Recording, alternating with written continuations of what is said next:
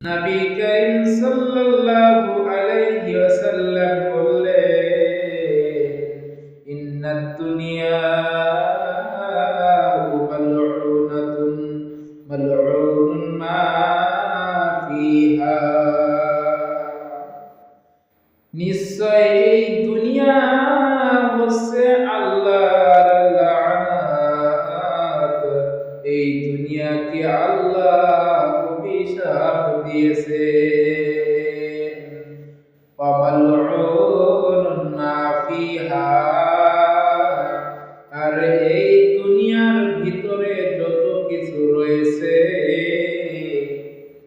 জমিনের উপর আসমানের নিচে যত কিছু রয়েছে, সমস্ত কিছুকে মহান রব্বুল আলামিন লাআনাত করেছেন, অভিশাপ করেছেন, শুধুমাত্র চারটি জিনিস বাদ দিয়ে। ইল্লা যিকরুল্লাহি ওয়া মা ওয়ালাহু আও আলিমুন ওয়া মুতাআল্লিমুন। এক নাম্বার, শুধুমাত্র আল্লাহর জিকির আজকার বাদ দিয়ে। দ্বিতীয় নাম্বার বললেন,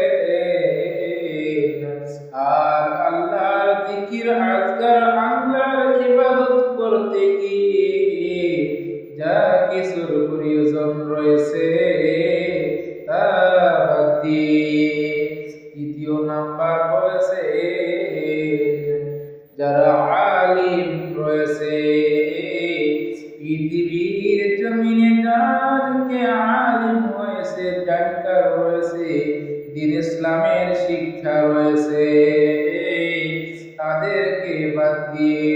আর চতুর্থ নাম্বারের মধ্যে বললেন, যারা তালিবে ইলম রয়েছে, যারা আজকে দ্বীন ইসলামের শিক্ষা শেখার জন্য চলতেছে, যারা আজকে দ্বীন ইসলামের শিক্ষা শিখতেছে, যারা আজকে মাদ্রাসায় পড়তেছে, আল্লাহর কোরআনকে পড়তেছে, হাদিসকে পড়তেছে।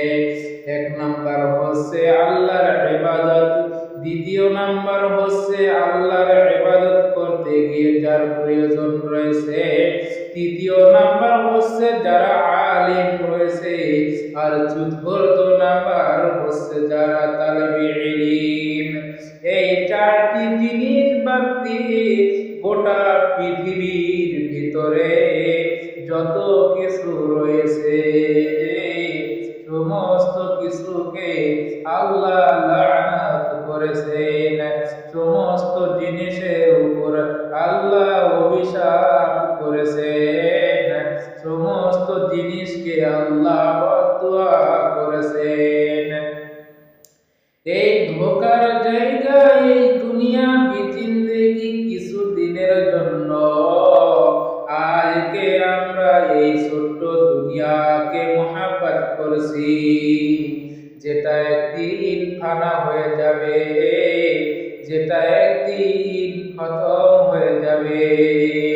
কিন্তু সেই আখিরাতকে ভুলে গিয়েছি, যেটা চিরজীবন থাকবে, যেটা কোনোদিন শেষ হবে না। কেউ যদি চায় দুনিয়ার ভিতরে আমি চিরজীবন থাকবো,